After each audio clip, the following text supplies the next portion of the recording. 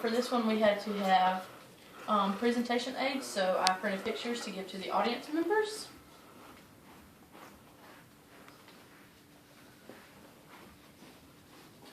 The pictures are individual pictures of flags being burnt. Okay. Your First Amendment rights are extremely close to being violated by none other than the United States Congress.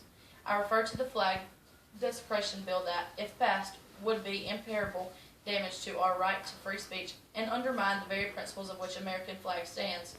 Fortunately, West Virginians have an ally in Senator Robert Byrd.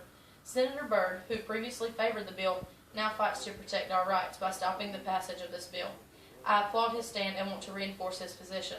I also encourage you to join Senator Byrd's campaign to ensure the legacy and supreme of the greatest law in the land, the United States Constitution.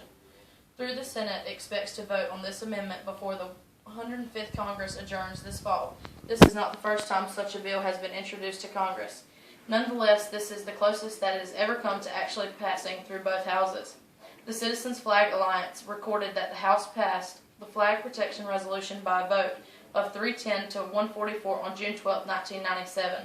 It was then sent to the Senate in February for vote. Is there a possibility such a bill could pass in the Senate? According to Daniel S. Webster, president of the Citizens Flag Alliance, as many as 64 senators have already committed to voting yes for the amendment. The Constitution states that only 67 votes are needed to propose the amendment to state legislatures. If 38 state legislatures approve the proposed amendment, it will then ratify the Constitution. According to the Citizens Flag Alliance, 49 states have already passed the resolution. With a close margin, those senators who oppose the legislation need our support and encouragement in order to stop passage of this amendment. Otherwise, free speech will come to depend on what politicians are willing to permit. With so much of our civil liberties at stake, it would appear that the country would fiercely oppose such legislation. However, as the magazine Quill observed, the American people seem to hold little regard for the fact that Congress may ratify this amendment at any moment. Quill also finds it unnerving that the people so seemingly forget that the last time this amendment was brought before the Senate, it failed to pass Senate approval only by a narrow 3-vote margin. Again, the amendment finds itself the center of consideration for the Senate, and again the margin between passage or failure sets between a very fine line. Paul McAllister's First Amendment ombudsman at the Freedom Forum recognizes the close margin and the urgent need of citizens to encourage their state representatives to oppose the legislation before it becomes an amendment.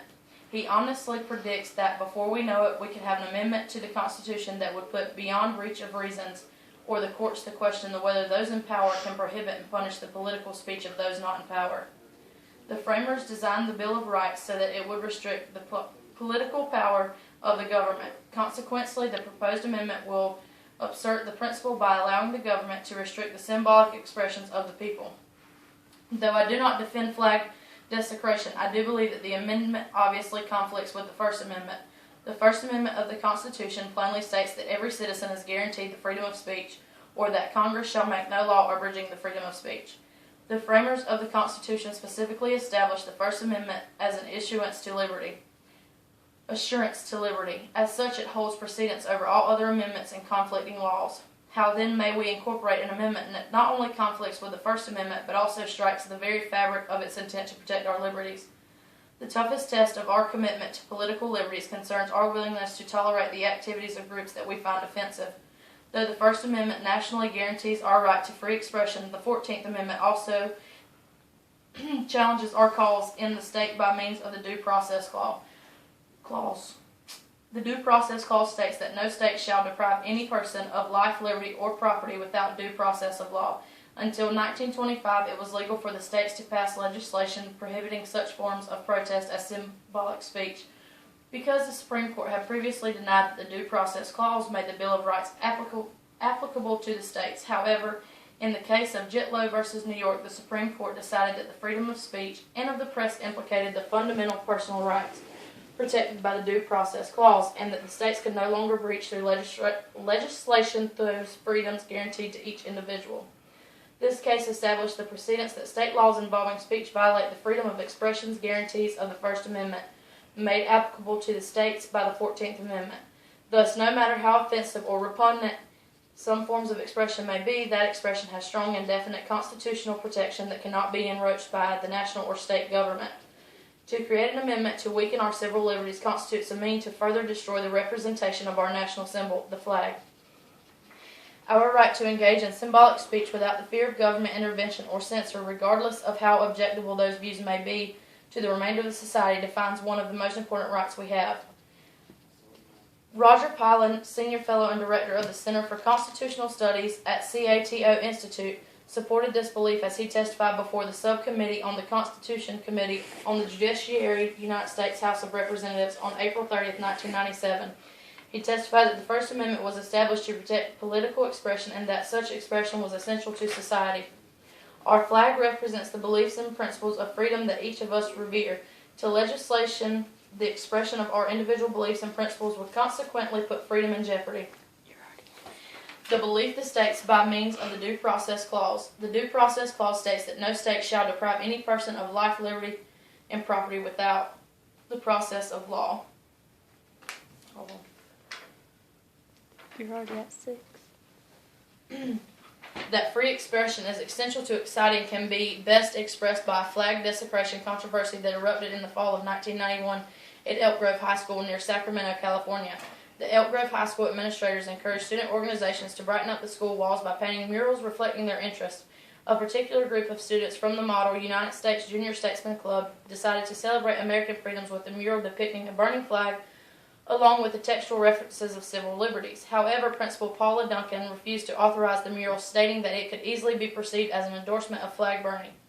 In February of 1993, the school board supported Duncan's decision by voting 6-0 to preventing the painting of the mural, despite pleas from the MUN/JS students that the mural was intended to celebrate American freedoms, not flag burning. The matter was finally resolved in April of 1993. The American Civil Liberties Union filed suit against the board on behalf of the students.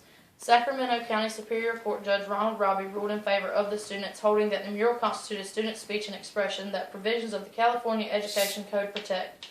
The burning of the symbolic speech directly scorns the principles of the First Amendment and should immediately be considered unconstitutional. The Supreme Court also shares the belief that a law is to punish flag desecrators is unconstitutional. The controversy over the flag burning became the forefront of American politics with the case of Texas versus Johnson. Gregory Lee Johnson, a radical protester, doused an American flag in kerosene and burned it in the Republican National Convention of 1984 in Dallas, Texas. In the court of Texas, he was tried, convicted, sentenced to 1 year in prison, and fined $2,000. He appealed the decision to the Supreme Court, who ruled the desecration of the flag was constitutional and that it upheld our right to free expression. In an article by William, would threaten society by supplying and answering to puerile behavior and obsessive restrictions, and would play into the hands of the desecrators. Keith Kroll, retired U.S. Department of Agriculture employee and U.S. Army veteran, also agrees with Mr. Brown's beliefs that the amendment will invite flag abuse by society, detractors, and endless litigation. For example, the ratification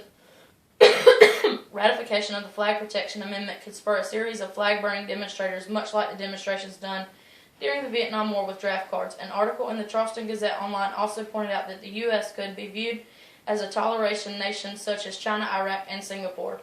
Is this a message we want to convey to our other nations? Of course not. Our forefathers fought to ensure that the U.S. would convey the importance of individual freedoms. We must fight to ensure this continues. Men have fought and died not for the flag but for the principles it represents. Thus, punishment of citizens who demonstrate their disgust for government actions by burning the flag weakens the very freedom a flag symbolizes.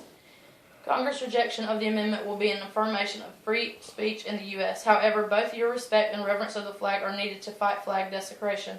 Therefore, if you value your country and your rights, think carefully about the implements of such amendment. Support Senator Byrd as he fights to protect your rights, symbolized by the glorious stars and stripes.